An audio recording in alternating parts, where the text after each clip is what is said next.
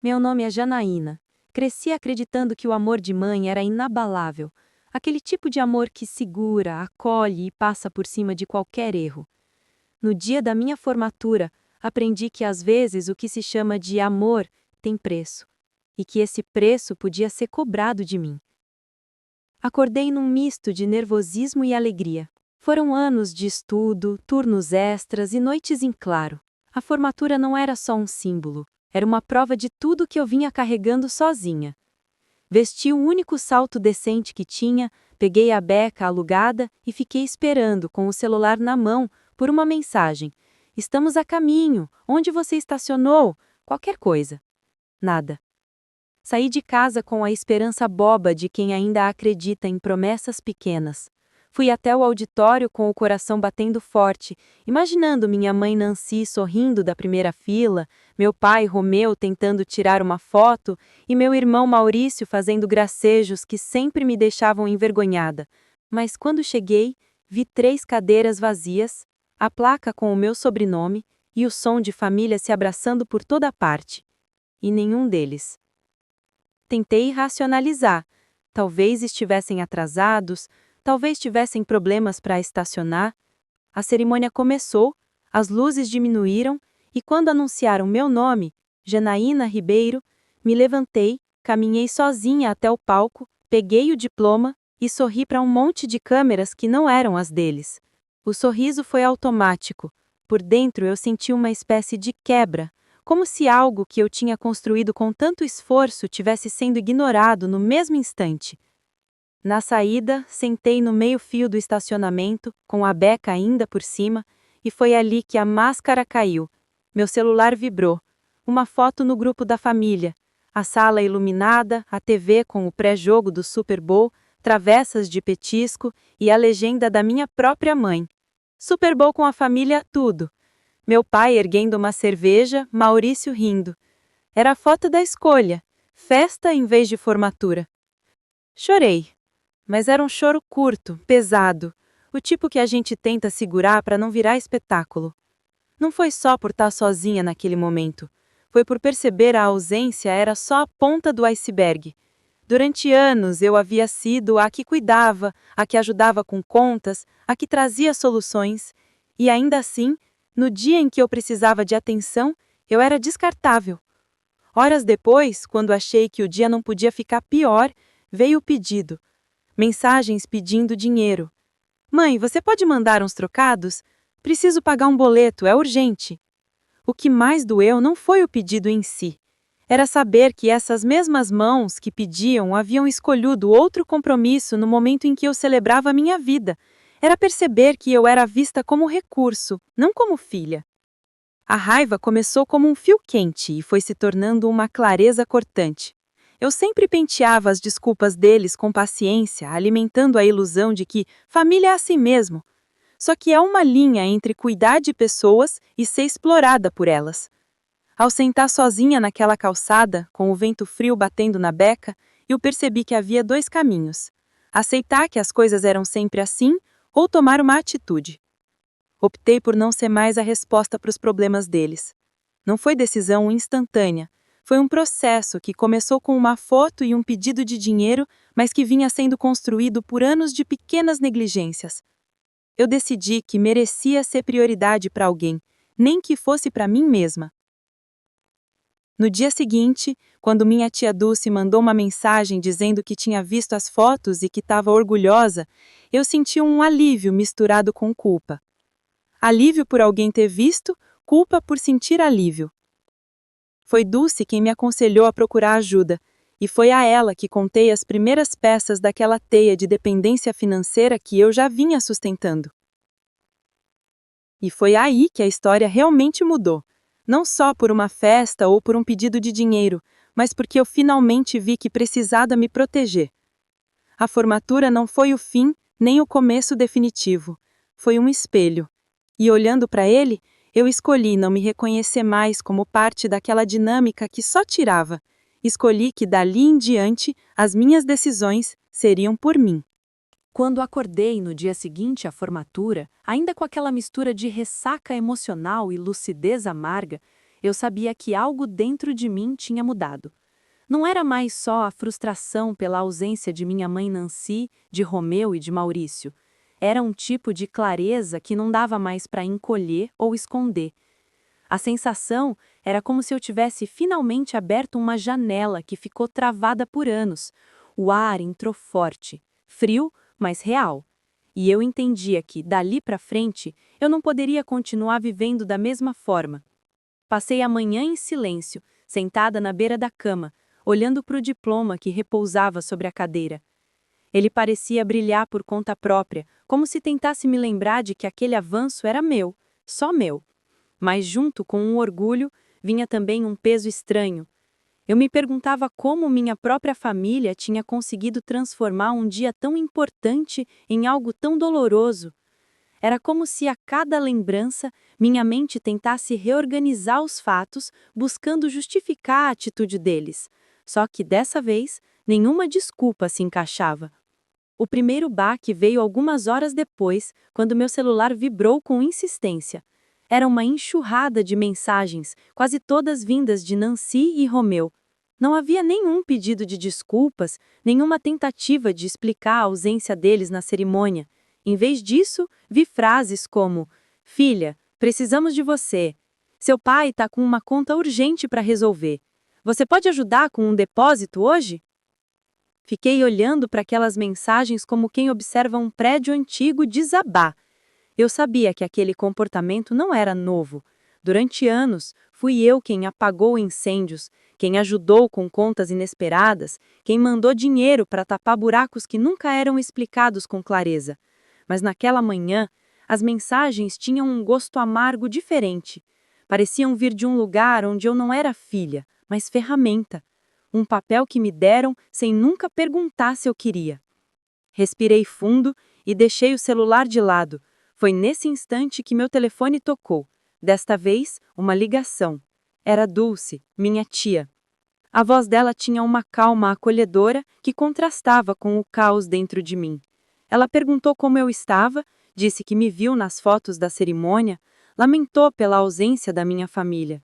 E então, de modo hesitante, falou que eu precisava olhar algo importante. Janaína, eu não quero te preocupar, mas acho melhor você verificar sua movimentação financeira, só para garantir que está tudo certo. Na hora, senti o estômago afundar um pouco. Não era um aviso comum, não vindo dela. Perguntei o motivo e ela, com cuidado, contou que tinha ouvido alguns comentários suspeitos vindos de conhecidos que frequentavam a casa dos meus pais. Nada concreto, nada tão direto, mas o suficiente para acender um alerta. Ela disse que talvez algumas decisões recentes da família não fossem tão inocentes. Quando desliguei, meu peito estava pesado. Peguei o celular e abri minha conta. No começo, tudo parecia normal, mas ao navegar pelas abas, ao verificar limites, ao olhar gastos, notei algumas movimentações estranhas. Valores pequenos, porém repetidos, como se alguém tivesse testando o terreno. Abas que eu nunca acessava mostravam solicitações de serviços que eu não lembrava ter aprovado. Não era grande ainda, mas era errado, era invasivo. Era um fio solto mostrando que tinha algo maior por trás. Foi então que recebi outra mensagem de meu irmão Maurício. Ele dizia de forma direta, sem nenhum rodeio: "Mana, quebra essa. Preciso de ajuda agora, depois eu te explico." Nenhum parabéns pela formatura, nenhum, como você tá? Nada. Eu fiquei olhando para a tela, sentindo a indignação subir como uma onda quente. Era claro, para eles, eu era a solução fácil, a carteira ambulante, a pessoa que sempre socorria, mesmo nos piores momentos. E, de repente, percebi que eu estava sustentando uma dinâmica que me sufocava. Passei o resto do dia pensando sobre isso, tentando organizar as emoções. A lembrança da festa do Super Bowl vinha na minha mente como um filme ruim que eu não queria assistir de novo. Eles estavam comemorando enquanto eu atravessava o palco sozinha, e agora insistiam em pedir ajuda como se nada tivesse acontecido. Quando a noite caiu, eu decidi dar um basta nisso. Peguei minhas coisas, sentei na escrivaninha, abri o notebook e comecei a pesquisar formas de proteger minhas informações. Eu precisava recuperar o controle, não só financeiro, mas emocional. Descobri que podia congelar meu crédito, reforçar senhas, mudar acessos. Tudo isso exigia tempo e, mais ainda, coragem. Mas eu estava disposta a tentar. Enquanto eu organizava cada passo, recebi uma última mensagem de minha mãe, curta e fria. Janaína, por favor, não complica. Família ajuda a família. Aquilo foi o golpe final. A frase ecoou na minha cabeça como um recado distorcido do que eu sempre quis acreditar. Mas ajudar não era sinônimo de ser drenada. Família não era um contrato unilateral de sacrifício. Fechei o notebook, respirei fundo e tomei uma decisão. Eu não enviaria nada, nem dinheiro, nem justificativas. Era hora de mudar, por mais que doesse. Eu ainda não sabia, mas aquela decisão seria o início de uma virada muito maior do que eu imaginava. Nos dias que seguiram minha decisão de não mandar mais dinheiro, tudo ficou estranho, silencioso e tenso ao mesmo tempo. Era como se a casa, meu pequeno apartamento, estivesse respirando comigo, acompanhando cada novo passo que eu dava ao tentar reorganizar minha vida. Eu sabia que algo grande estava para acontecer, não porque eu tivesse alguma intuição especial, mas porque já conhecia minha família o bastante para prever a tempestade que viria quando percebessem que eu finalmente tinha levantado uma barreira. Mesmo assim, eu não imaginava que seria tão rápido. Naquela semana, fui trabalhar tentando manter a mente focada em outras coisas. O escritório era um dos poucos lugares onde eu me sentia valorizada de verdade. Ali, as pessoas me viam pelo que eu produzia, pelo meu esforço, e não pelo quanto eu podia resolver para os outros. A rotina me acalmava. Chegar, organizar a mesa, revisar arquivos, atender clientes. Era um ritmo previsível e eu precisava desesperadamente de previsibilidade.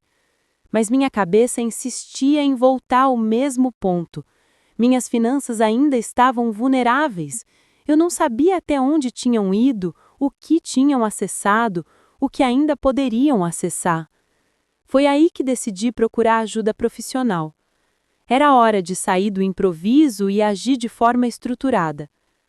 Lembrei da recomendação da minha tia Dulce, que sempre foi a única pessoa da família que me tratou com respeito, como alguém que tinha valor além do que podia prover. Ela tinha dito que conhecia alguém que poderia me orientar, e eu decidi mandar uma mensagem perguntando se ela poderia fazer a ponte. Minutos depois, ela respondeu: "Fale com a Joyce, ela é especialista em casos assim. Confia." Eu confiei. Marquei uma reunião com Joyce para o final da tarde. Até lá tentei me manter ocupada, mas a ansiedade era um fio constante, puxando pensamentos que eu ainda não tinha coragem de encarar completamente. Quando cheguei ao escritório de Joyce, fui recebida por uma mulher de expressão firme, postura tranquila e olhos atentos.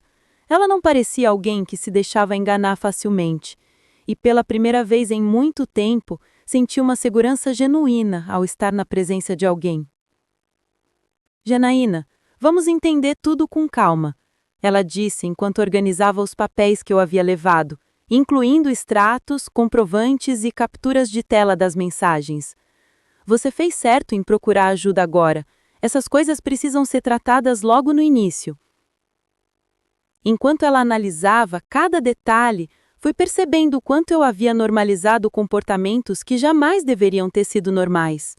Contas pedidas do nada, transferências que eu fazia sem questionar, acesso a documentos que eu sempre deixei guardados em casa, mas que agora eu percebia que não estavam tão protegidos quanto eu imaginava. Joyce fazia perguntas diretas, e eu respondia da melhor forma possível, sentindo a ficha cair pouco a pouco. "Algumas dessas movimentações são bem típicas de uso indevido", disse ela, escolhendo cada palavra com cautela para não me alarmar mais do que o necessário. "Não posso afirmar ainda, mas existe a possibilidade de terem utilizado seus dados de forma irregular." Aquela palavra, irregular, caiu como um peso no peito. O mundo não parou de girar, mas pareceu inclinar um pouco, como se eu estivesse olhando para tudo de um ângulo diferente. Era mais grave do que eu queria admitir. Joyce continuou analisando e, ao final, foi direta. Vamos precisar congelar suas informações, reforçar senhas, atualizar cadastros e monitorar qualquer atividade incomum. E, dependendo do que encontrarmos, podemos precisar acionar medidas legais de proteção. Você acha que isso tudo pode ter sido feito pela minha família? Perguntei com a voz menor do que eu gostaria. Ela me olhou com firmeza, sem julgamento. Janaína, quando um comportamento se repete e quando a pessoa mais vulnerável é sempre a mesma, existe um padrão. Nosso trabalho é entender se esse padrão foi só emocional ou também financeiro. Saí do escritório com uma mistura de medo e alívio. Medo porque eu começava a enxergar a profundidade da situação. Alívio porque pela primeira vez alguém estava me guiando com clareza. Voltei para casa mais pensativa do que nunca. Mas a calmaria durou pouco. No fim daquela noite, por volta das 10, alguém começou a bater na minha porta. Não era um toque educado, eram pancadas, pesadas, repetidas, golpes que faziam a moldura vibrar. Meu coração disparou. Olhei pelo olho de mágico e quase perdi o ar quando vi Romeu, meu pai, com o rosto vermelho, os olhos arregalados e a expressão irritada que eu bem conhecia. Atrás dele estava minha mãe, Nancy, cruzando os braços como se fosse a única ofendida da situação, e segurando o celular como quem grava um episódio triste de entretenimento. Estava Maurício. Abre essa porta, Janaína, a gente precisa conversar. O coração batia tão forte que parecia que ia romper minhas costelas. Eu não abri. Dei um passo para trás, depois outro, tentando respirar. A batida continuou. Não vai fingir que não tá aí. Menina, você tá complicando tudo. Meu telefone tocou. Era a minha síndica. Janaína, seus familiares estão no corredor exigindo entrar. Você quer que eu chame alguém? Sim, respondi quase sussurrando. Por favor. Eu sabia que aquilo podia escalar, e escalou. Em minutos, o corredor estava cheio de vozes, discussões, justificativas deles tentando pintar a situação como um mal-entendido. Mas quando a ajuda chegou, tudo ficou claro. Eu tinha tomado uma decisão, e eles não iam aceitar isso tão fácil.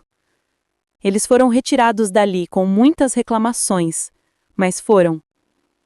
E eu fiquei dentro do meu apartamento, finalmente sozinha, com uma certeza que doía. Depois daquela noite em que meus pais foram retirados do corredor do meu prédio, ficou impossível ignorar o que estava acontecendo. Eu tinha passado anos tentando justificar comportamentos, inventando desculpas que nunca eram ditas por eles, carregando culpas que nem eram minhas.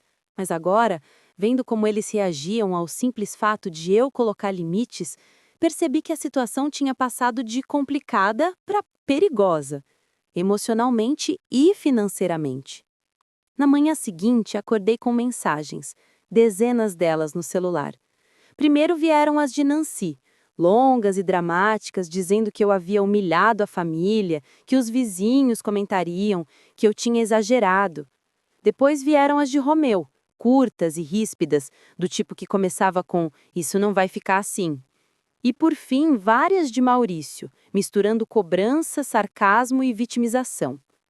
Nenhuma delas perguntava como eu estava, nenhuma mencionava a formatura, nenhuma sequer citava o fato de que eu tinha sido deixada sozinha no meu próprio dia. Eu respirei fundo, peguei minhas coisas e fui até o escritório de Joyce. Assim que ela me viu, entendeu que as coisas tinham escalado. "Eles foram até a sua casa?" ela perguntou, franzindo a testa. "Sim." "E tentaram entrar?" "Sim." "E só foram embora porque chamaram ajuda." Joyce apoiou as mãos sobre a mesa, respirou fundo e falou com aquela firmeza tranquila que me dava segurança. Janaína, isso não é mais só uma questão financeira ou emocional. É uma questão de proteção. Vamos agir agora. Ela reuniu todos os papéis, mensagens, prints, extratos, registros, preencheu formulários, redigiu solicitações, detalhou cada um dos comportamentos que eu descrevi. O jeito como ela estruturava tudo me fazia perceber que a história que eu vivi e sempre tentei minimizar, na verdade, tinha contornos graves que eu nunca quis enxergar. Depois de quase 2 horas de explicações, Joyce se recostou na cadeira e disse: Já temos tudo o que precisamos para solicitar uma medida protetiva e também para oficializar a proteção dos seus dados. Agora é esperar o trâmite. A palavra protetiva me deu um frio no estômago. Era forte, tinha peso. Mas ao mesmo tempo era como ouvir uma porta se fechando atrás de mim enquanto outra se abria. Pela primeira vez, eu estava me colocando em primeiro lugar, e isso era tão estranho quanto reconfortante. Voltei para casa um pouco mais leve, mas ainda nervosa. A tensão com a família não tinha desaparecido, apenas mudado de forma. Nos dias seguintes, passei a evitar qualquer contato com eles. Bloqueei números, silenciei grupos, fechei redes sociais temporariamente. Fiz tudo o que Joyce recomendou para evitar qualquer tentativa de me manipular emocionalmente. Mas eu sabia que em algum momento eles tentariam outra abordagem. E tentaram. Naquela semana, quando voltei do trabalho, encontrei um envelope enfiado por baixo da minha porta. Não tinha nome na frente. Abri com cuidado e dentro havia uma carta escrita à mão. Era de Nancy. As primeiras linhas eram cheias de acusações. Você está destruindo a família. Não sei onde errei. Seu pai está arrasado. Seu irmão não para de chorar. Mas bastava chegar na metade para perceber o padrão familiar de sempre. A carta terminava com a frase: Precisamos de você. Mande aquele valor, por favor. Eu ri. Não um riso feliz. Era aquele tipo de riso amargo que sai quando a gente percebe que não sobra mais nada para doer. A carta foi o estupim. Tudo aquilo, a ausência na formatura, os pedidos de dinheiro, a tentativa de me invadir emocionalmente, o ataque no corredor, a pressão psicológica, formavam um mosaico claro de que eu precisava seguir em frente, mesmo que isso significasse cortar laços. 2 dias depois, recebi a ligação de Joyce. Janaína, a medida foi aprovada. Eu fiquei muda por alguns segundos. Aprovada? Repeti como se não tivesse entendido. Sim, a partir de hoje eles não podem se aproximar, nem tentar contato direto, físico ou digital. Tudo agora passa por canais formais. Sentei no sofá e senti o corpo inteiro relaxar, como se eu estivesse carregando algo gigante nas costas sem perceber. Não era alegria, não era alívio total. Era uma sensação nova, difícil de descrever. Proteção. Enquanto absorvia aquilo, recebi uma mensagem inesperada de Thalita, minha amiga de anos, uma das poucas pessoas que me conhecia de verdade. Tá tudo bem? Sonhei com você. Me responde quando puder. Eu respirei fundo e respondi contando parte do que estava acontecendo. Em pouco tempo, ela pediu meu endereço e apareceu na minha porta com uma sacola de comida, 2 taças e o sorriso acolhedor de quem não precisa dizer nada para que a gente entenda que não está sozinho. Conversamos por horas. Eu contei minha história inteira, sem cortar, sem amenizar, sem inventar desculpas para ninguém. Pela primeira vez, eu falei tudo. E quando terminei, Thalita colocou a mão no meu ombro e disse: Janaína, isso não é culpa sua, e você está fazendo o certo. Foi naquele momento que eu percebi que, ao me afastar do que me machuca, eu estava abrindo espaço para pessoas que realmente queriam me ver bem e que, sem perceber, eu não estava mais caminhando sozinha. Depois que a medida protetiva foi aprovada, achei que finalmente teria um pouco de paz. Não imaginava que aquela seria apenas a calmaria antes de uma tempestade muito maior. Uma que mudaria não só a minha relação com a minha família, mas também o meu entendimento sobre mim mesma. Era estranho perceber que, apesar de tudo, eu ainda carregava dentro de mim uma pontinha de esperança. Uma vontade ingênua de acreditar que, diante da ação da justiça, minha mãe Nancy, meu pai Romeu e meu irmão Maurício refletiriam sobre seus comportamentos. Mais dias se passaram e nada. Nenhum pedido de perdão, nenhuma tentativa honesta de reaproximação, nenhum gesto de responsabilidade. Apenas silêncio. Um silêncio que, pouco a pouco, começou a se transformar em ruído dentro da minha cabeça. O vazio que eles deixaram não era só emocional. Era um espaço onde, pela primeira vez, eu podia me observar sem a sombra constante da cobrança familiar. Passei a notar coisas que antes eu ignorava. Meus hábitos, meus medos, meus limites, meus sonhos abandonados. Era como reorganizar uma gaveta bagunçada que ficou trancada por anos. A cada lembrança que eu puxava, entendia um pouco mais da dinâmica que me consumiu por tanto tempo. Foi nesse processo que recebi uma ligação importante.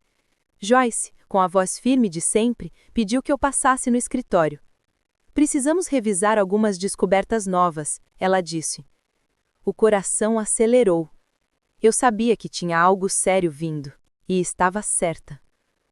Quando cheguei, Joyce me entregou uma pasta recheada de documentos que eu nunca tinha visto.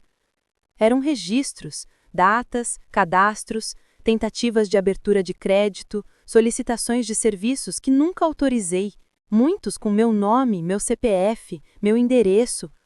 A maior parte tinha sido descoberta depois da análise detalhada das instituições onde ela havia solicitado relatórios. Aquilo não era só uso indevido, era algo sistemático, repetido, consistente. Um padrão. Janaína, nós temos um quadro mais claro agora, disse ela folheando a pasta. Essas movimentações aconteceram por meses, talvez anos.